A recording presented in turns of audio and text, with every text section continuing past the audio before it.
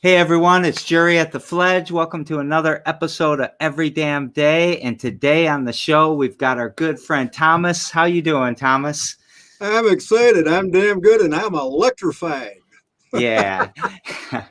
And we can't talk about it, but I just got some spectacular news and you shared it with me and This is big, folks. This is big. it's super big. So I'm very excited about it, but it's a big secret. So too bad to everyone else. You can't hear yet.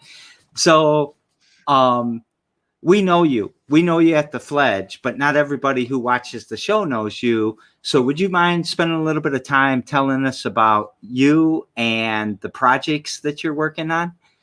Oh, very good. My name is Thomas J. Thias. Let me spell that for you, and I'll tell you why. Last name is spelled Thias, Thias. Google me in quotes for a background check and prepare to have your senses blown. Thomas J. Thias in quotes. Do a Google background. And Lansing, Michigan, lifelong. Although in the interim, I've been 38 states, 4 countries, and about 700,000 miles. Growing up in Lansing, the oldest of a family of 7. Went to the local Resurrection Catholic grade school from first grade on. Back then, we went to Catholic Mass every morning. It's true what you hear about the nuns. Yes, they were very strict until about 3rd grade. My freshman year in high school, I went to Gabriels High School at the time, which eventually became Catholic Central. And there I wrestled for 3 years. As a freshman, I weighed 103 pounds. I was quiet, I was meek. Although in the neighborhood, I liked to wrestle with the neighborhood boys, trying to get one up on them. We were about the same size when I was younger back then. But in high school, 5'7", 103 pounds, a little runt.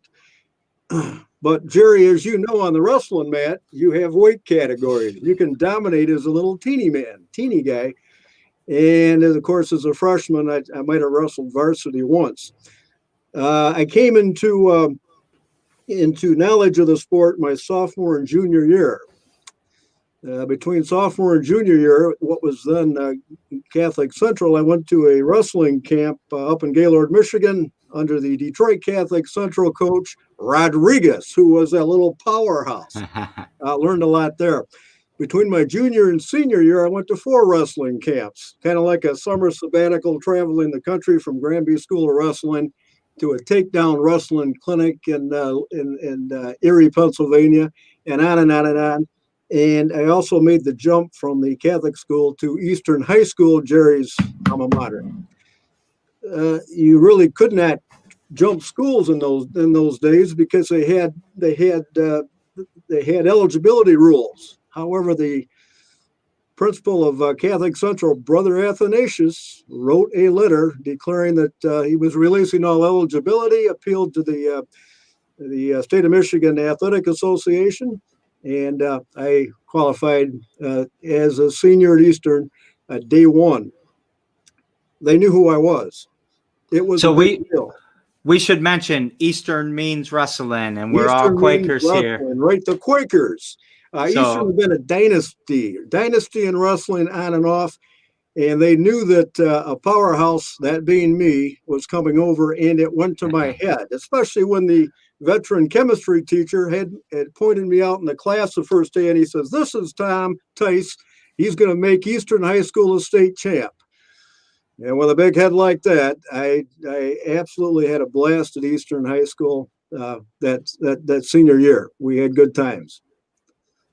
Yeah. Good times. I walked right on in the varsity spot and pretty much won every tournament up until the end of the year. We had a wrestling wrestle-off because the team had been together with the then coach Jim Walker ever since their junior high years. They all had their own spot. I walked in and I bumped a fellow by the name of Matt Henry out of the 145 spot. And he was the nicest guy you ever knew, but he wasn't a real powerhouse wrestler. Was not. But he was a team favorite, almost like their mascot. And as the season went on, they said to me, the team, "We got to get Matt back in varsity." you have to go down to 138. Well, I was a solid 145 pounds. And what was to happen then, and I've told you this before, Jerry, I learned the biggest lesson of my life. I cut down to 138. I was gone like this, seated first in the Owasso local mid-Michigan tournament, big tournament, seated first and end up third place. Could barely do my stuff because I was too dehydrated. And so I announced I was going to go back up to my normal weight and reclaim my spot. They said, no, what you do, you got to challenge Matt. Okay, what's a gentleman wrestler do? And wins 5-4, wins 6-5, and shake hands, and I got my spot back. Remember that big head I talked about? In that intimate setting of that wrestling room between me and my friend Matt Henry, because I had a big head, I demonstrated everything I knew to the poor fellow. And I kicked his ass, 18-2, humiliated him. And then when the coach raised my hand, I just didn't walk over and hug him. I went, yeah.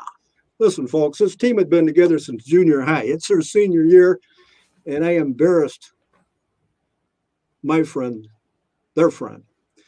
Needless to say, the whole attitude of the team changed after that, and I learned my biggest lesson of my life. Never, ever, if you are successful, even after you've failed numerous times, never, ever rub somebody's nose in it. Ever. Always be a gentleman winner as well as a gentleman loser. Unlike our current loser, the outgoing head of the current administration. Anyway, I'm glad you clarified that because your hat looks red. We weren't sure what it says. We are reclaiming the red hat. I've got a series of red hats. I'll talk more about what this means later. I left my other 12 hats out in the car. I was going to switch them as we talk just to bring up different topics. But anyways, I then went to Muskegon Community College freshman year, but that was after a summer of about 14 AAU and FIAA wrestling tournaments throughout the state, including Alabama Nationals, including Iowa Nationals. In fact, me and two buddies took an old beat-up VW Beetle out there all the way to Iowa City and wrestled in that tournament. I think I took a third or something. And it was an Olympics year. We had the Canadian wrestling team forming. In the province of Ontario, I entered that tournament and I won it. They wanted me to expatriate myself and join the Canadian Olympic trials and wrestle for Canada. That didn't happen. Anyway, so that fall, I ended up at Muskegon Community College under Sid Heidema. The previous year, 3 years earlier, Muskegon had won the NJCAA Nationals, National Junior College Athletic Association, because I had a fellow by the name of Chris Taylor. Does that ring a bell? It does ring a bell. I know Chris Taylor. Muskegon Community College, Iowa State. The guy was 6'2", 440 pounds, and he ended up taking a bronze in the '72 Olympics. I can't show you that picture, but if you Google Chris Taylor Supplade, now YouTube it, and you will see in the Olympics, this is a great story. 450-pound Chris Taylor against the German Borschamakwo, whatever his name was, 285 pounds, and they engage. Well, Taylor's just going to walk out there, pick him up, and mash him, game over. And they go around twice. There's a big push, and then the German throws his head back, grips, and supplé. Have you seen this picture? I do know this picture. Taylor, it doesn't. There's a classic poster of him, legs in the air, all 450 pounds. Of course, on impact, it's instant pin. They cut because the shoulders hit. That was that. So he took a bronze. Incredible throw. It was incredible. Hey, spend some time telling us about your project now, your electric vehicles and all of that. Well, I worked North American Auto for 34 years. 5 dealerships and then a final 29-year run at a local dealership in town. The 6th largest dealership by total volume output, single site Class A dealership in the country. In 2008, we're going through the height. In fact, let me think here. Yeah, I've hired in 88, so now we jump 10 years ahead. I've got 10 years there. In 2008, the effects of the of the Great Recession were decimating. People were losing their homes. The whole thing was, there was leading up 2 years to that, there was a mortgage ad every other commercial, and people were refinancing, and then the values were going up, and they'd refinance again and just bury themselves. These mortgages were sliced and diced and sold globally. Alan Greenspan at the time said, there's a little bit over exuberance in the market because the stock market was way up. Suddenly, it became, they didn't know what the mortgages were worth, and even GMAC, which was stellar, doing only a paper. By September of 2007, they were hemorrhaging $500 million a month as this began to build up, as it began to spiral out of control. Gasoline had been $2.30, $2.40 a gallon. It was kind of a planed out that way. But on April the 17th, we get a call from the local Shell station. You better come on down by 5 o'clock. Gas is going to $3 a gallon. So we're horrible. But then from there, the price of a barrel of oil, unknown reason, because demand was down. Didn't make any sense. Oil went from $80 a barrel up to $140 a barrel. Cost of a gallon of gas went to $4. Now, it's been $2 or so now for the last 3 years, but historically, the average has been about $3 a gallon, right? That produced, for GM, Ford, and Chrysler, with hundreds of thousands of big trucks, big vans, and big SUVs coming back off lease that spring and into the summer, GMAC would normally take them to auction, Manheim auction, and the dealers would sell for a percentage and flip them as program cars. But when gas hit $4 a gallon, nobody wanted it. I had a customer of mine from Portland. I always bought a new truck. He bought a new truck back in February. By July, NADA book. This is what the banks loan on. They don't use Kelley Blue Book. Sorry, Kelley Blue Book. It's a consumer toy. All the lending is all automated now. The NADA, National Automobile Dealers Association, they produce the data. Everything is electronic approvals now. The machines pull the credit report, pull the current retail NADA, and they make loans, no questions asked, except for age, credit status. That's the average retail is what the loan is made for machine wise. No questions asked. If you're with generally good credit, if you're better than average credit, it's 125% of the current NADA retail. If you're subpar, 580, 620, it's 80%. You got to put a down payment down. NADA book, his truck back in February that he had bought the previous summer was a $22,000 average retail, but by July it was $16,000. That's how serious that high dollar gas, which remained all the way till this late November, affected the markets. Produced a liquidity run at General Motors. Okay, I'm done with that. But because of that, I said at that time we were 1 year away from the big GM reveal at the Detroit Auto Show, January of 2007, of the concept Volt. The electric car was coming. And so I began to get caught up in that. Here's the guy with the truck isn't going to get a Volt, but that was something that we could do. But not yet, because the Volt didn't come out. This is a 10-year anniversary of the Volt, by the way, the most awarded car in the history of global automotive. I just want to spend a second because I was in Dubai at the time when all that time where you were talking, and at the time in 2007, 2008, Dubai had 25% of the cranes in the world were in Dubai building buildings, right? All that oil money. And every day they were moving, and you always had a crane over your head moving no matter where you went. And one day in early 2008, around March, I think it was, all of those cranes stopped because the mortgage problem in the US trickled into the bank loan problem in the Middle East, which halted their bridge loans and therefore stopped all construction. And when they did that, they tripled the price of oil that they were shipping out. Is that why? That's a big reason why. Speculated up to 140 a barrel? That's the big reason why, is because they were losing their financing, so they had to generate cash. And the other thing that happened to me in 2008 is they canceled my contract flat out the day after we delivered everything. So Dubai municipality still owes me $250,000, but they canceled it and wiped it clean. So what you're talking about and how all of that happened gets me really excited about your project, because we can, I mean, we got a lot in common here.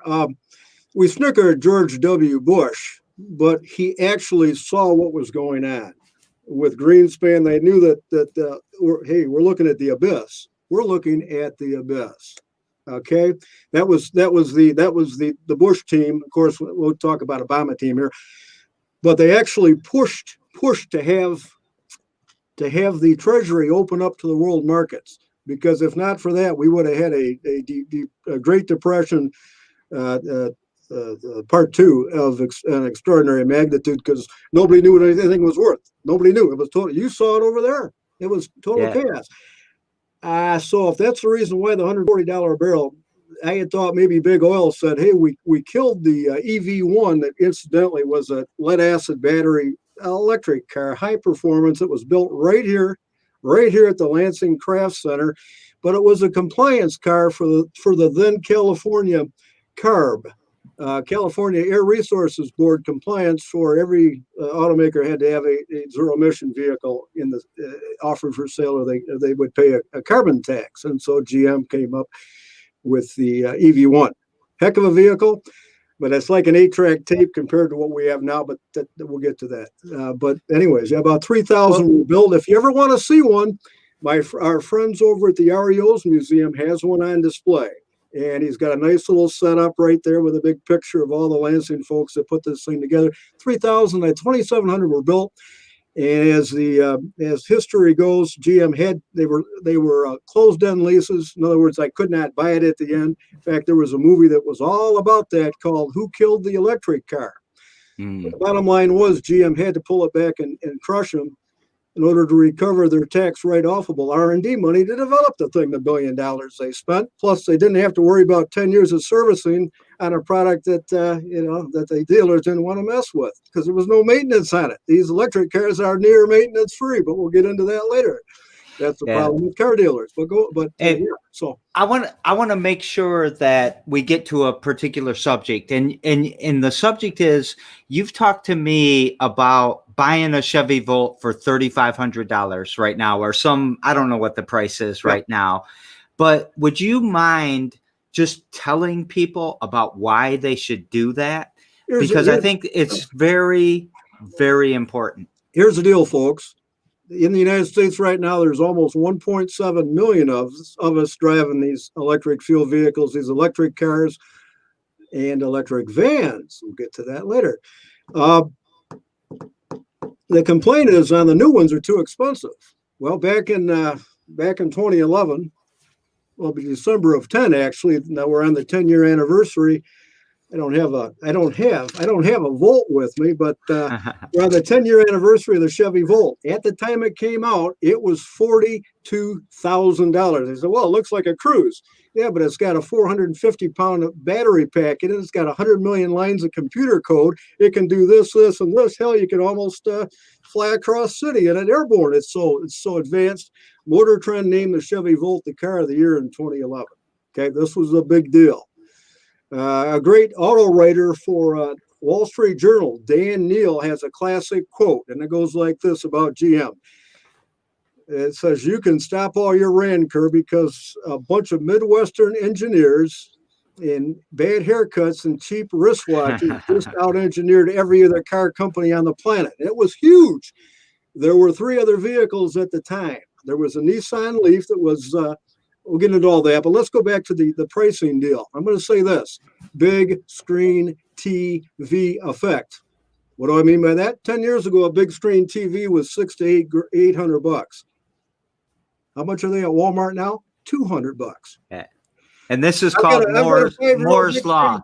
Yeah, I got a 5-year-old big screen TV. I paid $600 for. What's the local pawn shop? I want to dump it. You're gonna give me $30 for it. Wait, I paid. Yeah, but you can get a new one for where am I at? For $200. Chevy Volt started out at $42,000 back in December of 10. Limited to just 6 states. They did a beta test of it till September, November of the following year, and then they went all 50 states. Big screen TV effect. Cost of the battery packs, industry-wide global, have dropped 87%. The window sticker, right? Cars and trucks go up every year. What do we call it? Sticker shock. Electric vehicles, the big screen TV effect. $42,000 it cost brand new back in 2011, but by 2019, running through the model years, second generation, better in every way, the window sticker was $34,000. It was not government money. It was passing on the cost due to efficiencies and economies of scale. What did that do to a 2-year-old used one by that time? 4 or 5-year-old used one. And the George W. Bush up to $7,500 tax credit on any electric vehicles with a 16 kilowatt hour battery. That's about 40 miles of range or up. Could get $7,500 of their owed taxes back. Up to, I say, because if you're only making 40 grand a year, you don't pay 7,500 in tax. So, needless to say, the residualizers, as soon as that car sold, it lost its 5,000 in value. You drive it off the lot, you've heard that. But then it also lost the 7,500, all of them, because so many of these were leased. Guess what? GMAC Finance got the 7,500 as buyer, according to the American Independence of Energy Act that George Bush signed. At that time in 2008, there were no electric vehicles. So here's another one.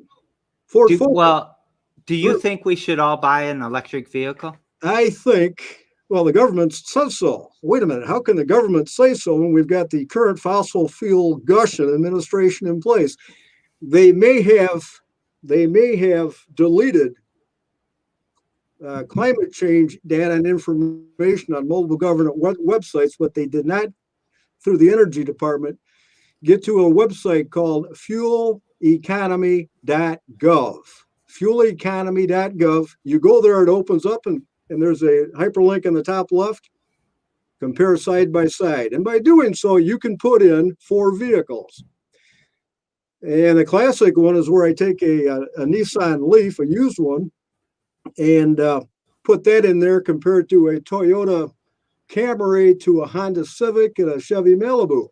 And you do the comparison on that, and that will actually show you that you will save $5,000, and let's go $4,500 over the next 5 years in fuel costs, fuel offsets. That's $4,500. That's $9,000 return on investment over 10 years, even on the cheap gas. Let's go back to Nissan Leaf. In 2011, it was a $36,000 vehicle, and it would go 70 miles.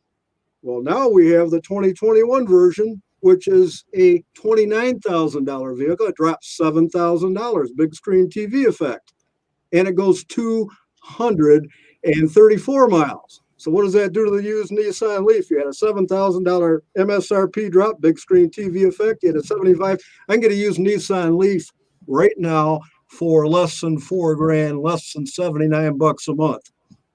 Nissan said their batteries are good for 22 years usability, maintenance free. Now, after 22 years, I only have 60% of that original capacity of range driving, but it's near maintenance free. In fact, the entire car is near maintenance free. Electric cars are hashtag near maintenance free. Give us one example. Oh, go ahead. Any hashtag I mentioned, if you can, write it down.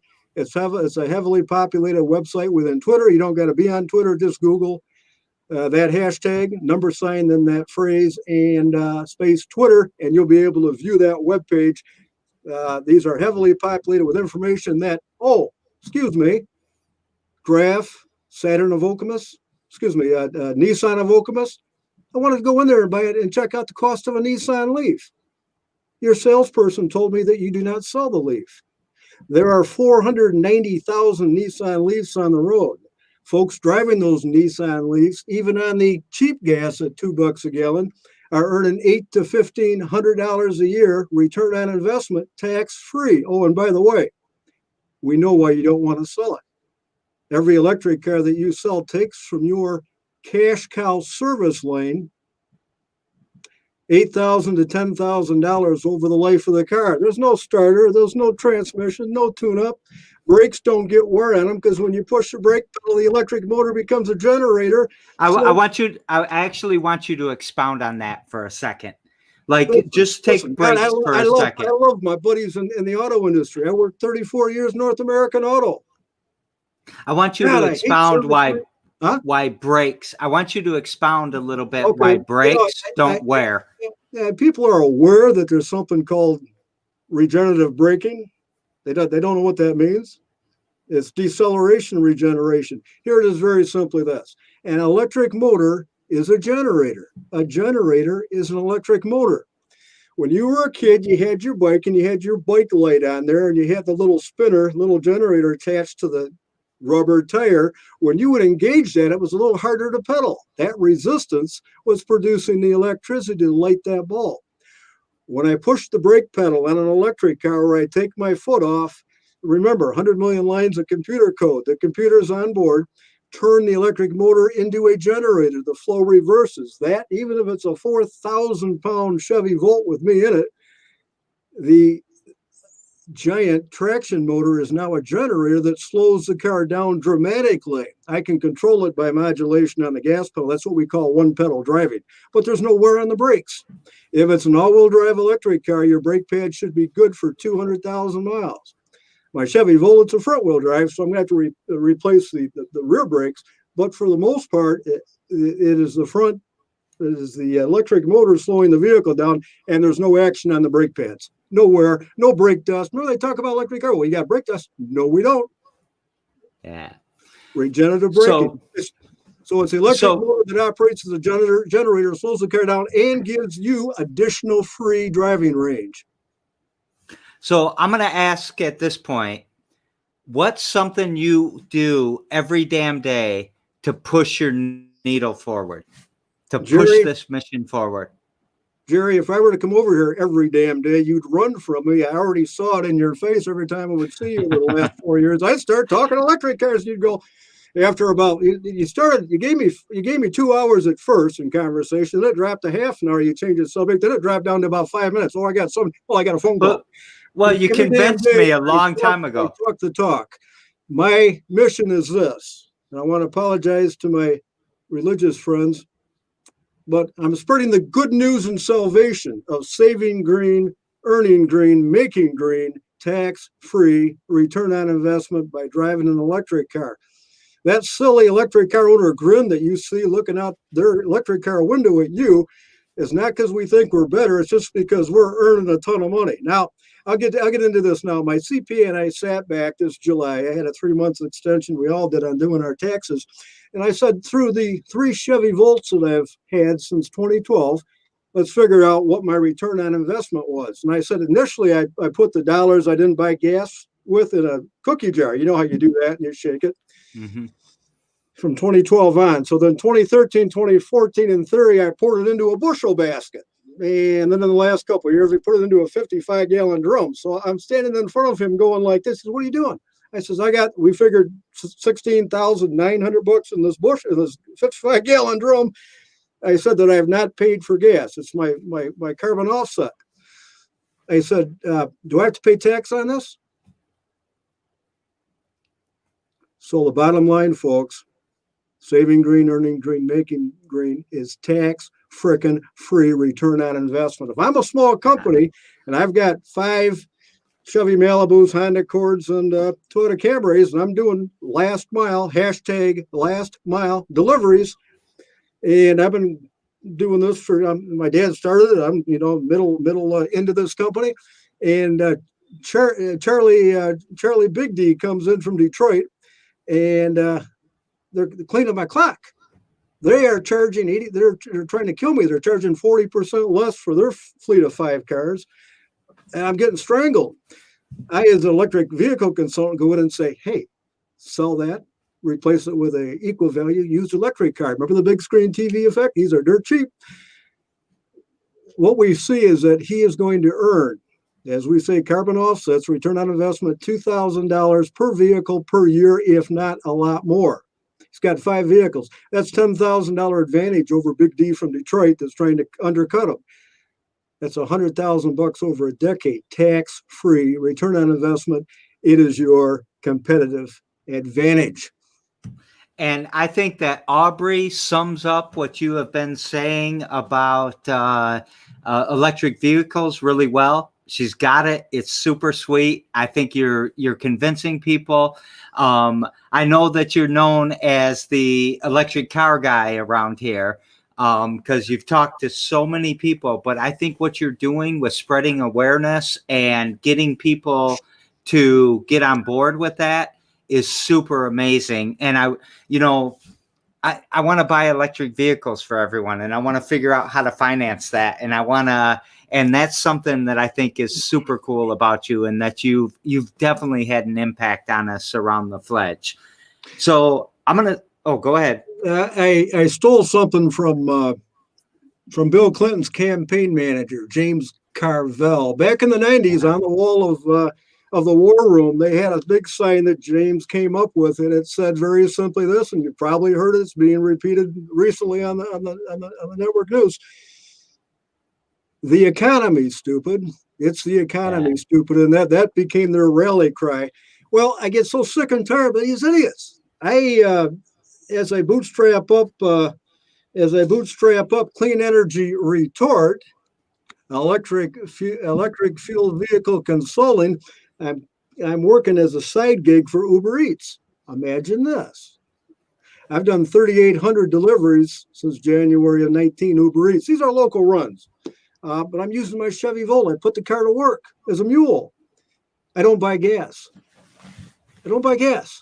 We figured I've earned $2,800 in addition to the Uber Eats by carbon offsets, tax-free money. I say to these other drivers, I say, what the hell? It's money burning. Your car's out there idling. You're burning money. Hashtag money burning.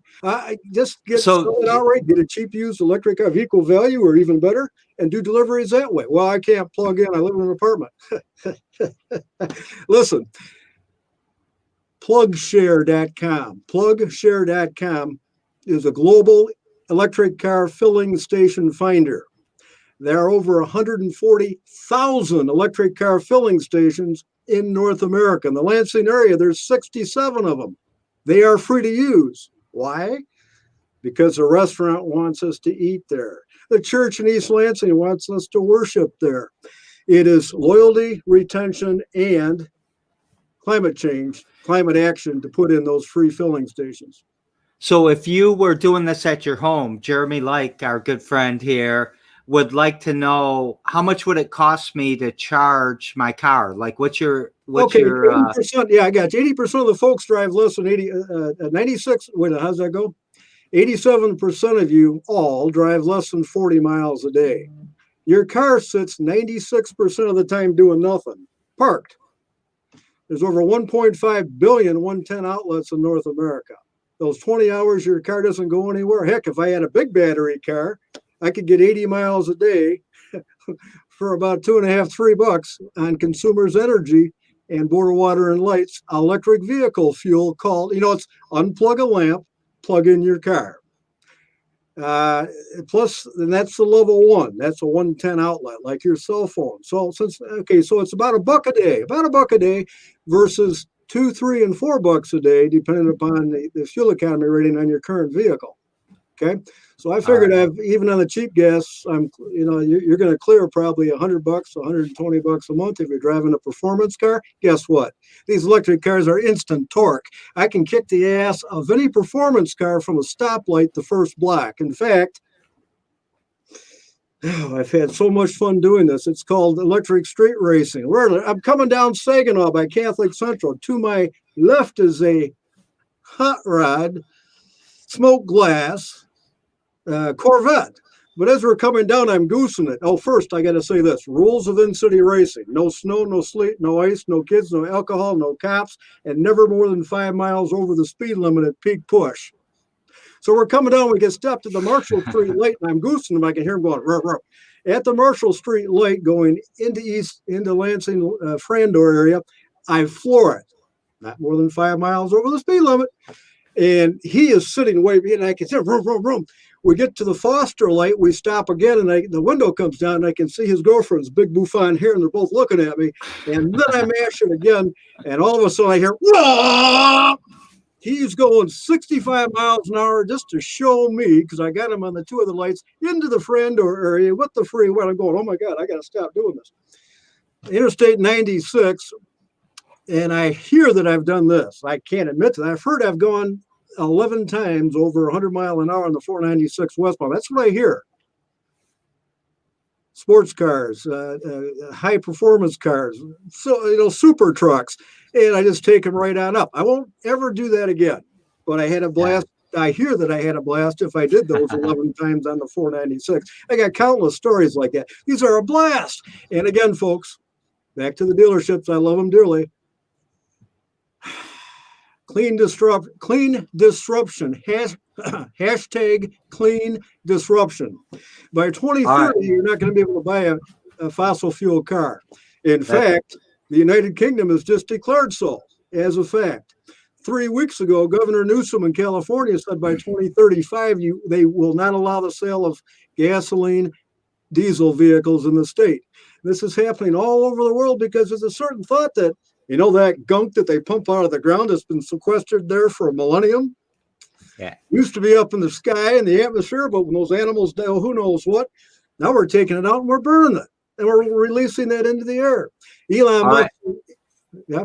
Go ahead. Elon Musk said this a number of years back. He says, I'm not a client scientist. I'm not a client engineer. He says, but if there's even 1% chance that we're going to screw up the planet, we're not going to screw up the planet for the planet's sake. We're going to screw it us for us and all the other bio entities on the planet. There's even a 1% chance that could happen, and we have the ability to do something about it. I think we should. Yeah.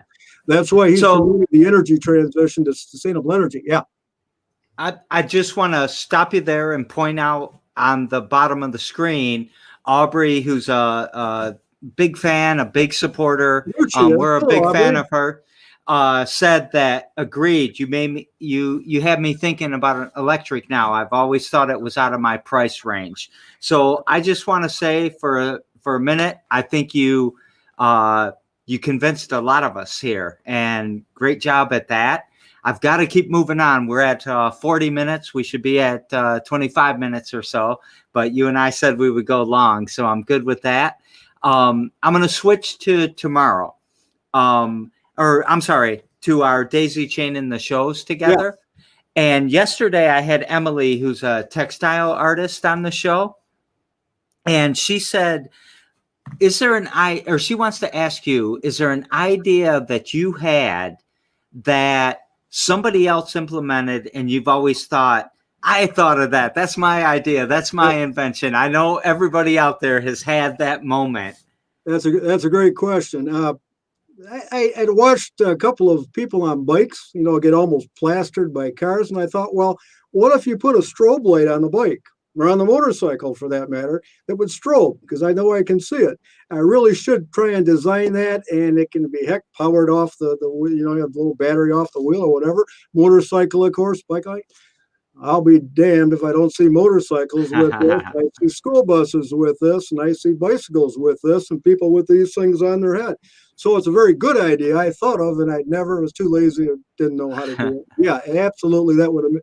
Well, you know what, though? I don't see 100% usability on that. So, it's not like everybody has to have it, so maybe it wouldn't have been a big deal, but yeah, might have been. All right, so the other thing is we got to ask the show for tomorrow a question. So tomorrow on the show are Christabel and Jonathan, and they own a vegan restaurant called Vegan, VEG-N. What question would you like to ask them that I can pass on to them tomorrow? We understand, folks, that the hashtag clean disruption and the hashtag energy transition is beginning to filter down to businesses of all kinds and to consumers. What kind of return on investment are you starting to see with your solar panels and your other clean energy steps you're about to take, including possibly electric car food delivery, that you can see a real solid return on investment by getting away from the old fossil fuel dictates? And what do you anticipate? Because this is your expertise. You are a consultant. This is your expertise. What do you anticipate they will save? Where do you see them going? It's going to depend upon what the kilowatt hour size of their solar power plant on their property. In some cases, heck, return on investment on these now solar panels have dropped 82% in cost since 2009. The return on investment, again, it depends. Natural gas is cheap. Electric in this area is cheap. So it's not as forceful as it might be out in California, where they have peak utility electric at peak time at 34 cents a kilowatt hour. Here it's 15, 14, 13 cents. So it's not that big of a deal. But over time, the system will pay for itself. And I'm hoping that they see that trajectory. They can always add more solar panels. They can, if they own the property, I don't think they do, but wherever that's connected, they can go into geothermal heat pumps and again reduce the natural gas usage. Even with fossil fuel, listen, keep it keep it in the ground. We don't need to burn it. Not with the new technology. Jerry, everybody are watching an epic convergence going on. It's like going from 8-track tapes to CDs to to cassettes to CDs to Blu-ray. We're going now. Listen, what's Blu-ray? What's Blu-ray? Blu-ray. I'm just kidding. I'm kidding. We're looking at this. We went from, in 35 years, we went from cord phone in the house, the bag phone, to brick phone, to flip phone, to smartphone, and who knows where we're going from there. So in 2010, just a 10-year span, we went from electric car Volt that only would go 40 miles, Nissan Leaf that would only go 70 miles, to where we're now 300 to 400 miles of range. Okay. So I want to show you something. Technology is going that quick. I want to show you what you've done in the last 42 minutes. This is Aubrey said this. Jeremy's saying this. My next vehicle will be electric, provided I can find one I can fit in comfortably. Jeremy's a big guy. Jeremy, I'm reminded of a story about at the dealership I worked at. I say hi to the big old, I got to say it, farm boy. You know who you are. 6'4", 350 pounds. And by God, he busted his butt on the family farm, the property since he was a kid. He's 27 years old. He's coming in to get himself a Corvette, and he wants that one on the showroom floor. Hey, that's a lay down deal. That's what we call it. He's going to own that. He's a GM employee, so he gets a discount. Boom, boom, done deal. And then he's tried to get into the thing, and he didn't fit. He could not fit. I says, okay, well, let's take the glass roof out of here. And he's sitting up here like he says, no, I've never seen a sadder look on somebody's face. So yes, you will fit in the Nissan Leaf. And let me tell you something. The Chevy Volt was the point guy size-wise, and the down talk was only has 4 seats. Only little kids can sit in the back. And I spent hours online going after the then hashtag anti-EV zombies. The Koch brothers, Big Oil, Big Auto, trying to shut down the fledgling Chevy Volt. Look, Chevy Volt. Fledgling is trademarked by the Fledge. What's that? Fledgling is trademarked by the Fledge. You can't say that in a different. I'm just kidding. What? Hey, listen. Real quick. Listen, Jeremy. I put a 6'10" guy in the back seat of the Chevy Volt. I got into the front seat at 6 foot. I slid the seat forward, and I got pictures of me driving it around the parking lot saying 6'10" in the back seat, boys and girls. So yeah, a lot of these cars you will fit in. Where the BMW i3, yes, you will, with clearance to spare. You will fit in. I can wear a cowboy hat in the Chevy Bolt, BOLT, hashtag BOLT EV. They're out there. They're big now. Of course, the Teslas are insane. Yeah. So take a time out for me for a second. You have convinced everyone watching so far, I'm pretty sure about it, that electric vehicles are the way to go. And you and I, when we prepared to talk about to do the show and all of that, we had tons of subjects that we were going to talk to that we never got to, and we got to wrap it up here. What you got a limit? I do have a limit of a little bit because I got another meeting.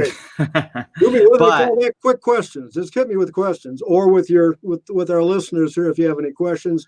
If I get a question I don't know, I call myself. So, well, what I was thinking, you're funny. What I was thinking is Elon Musk says we're a cyborg because we have a supercomputer at all times with us. The answer to every question can be found here, but don't say to me the internet says. That's BS. You triple and quadruple source it. All right. Is there something really important that you want to take us out with in the next minute or so? Back to the car dealerships, and God love you guys that I work with over 34 years. Your service departments very soon are not going to be needed. There's 10 million of us globally driving electric. Over the next 12 months, we're going to earn a combined 1.7 million. There's 10 million of us globally. Over the next year, we're going to earn a combined $10 billion return on investment tax-free. And by the way, in addition to that, these things are near maintenance free. My dear dealer buddies, 50% of your revenue comes from service and repair, the service lane cash cow. Electric vehicles are hashtag near maintenance free. What are you going to do? Sell pumpkins? God, I love you, but we don't need your transmission, guys. We don't need. That's a big concern in Europe. The unions don't want to see these VW even succeeding in this because we don't need you. They're 30% less intense to put together. We don't need all you. The machines can do it. That's boys. Also near maintenance free. It's all about. I want to do one more thing real quick. Back to Bill Clinton's campaign. It's the economy, stupid. I get so frustrated at people that don't realize the huge amount of return on investment with these vehicles. It's the money, stupid. And now I'm going to reveal my new business card. I got a picture of a monkey on the back. Let's see if we can focus this in. It says, "It's the money, stupid," and I can't quite. It's all about the money. Why do you work? To get money. Why do you clip coupons? Why are you driving an old tech fossil fuel car, emission greenhouse gas and fine particulate spewing fossil car? Makes no sense. It's a brick phone. It's a black and white TV with what we have available now. Cars.com, vehix.com, autotrader.com, and myev.com. You'll find the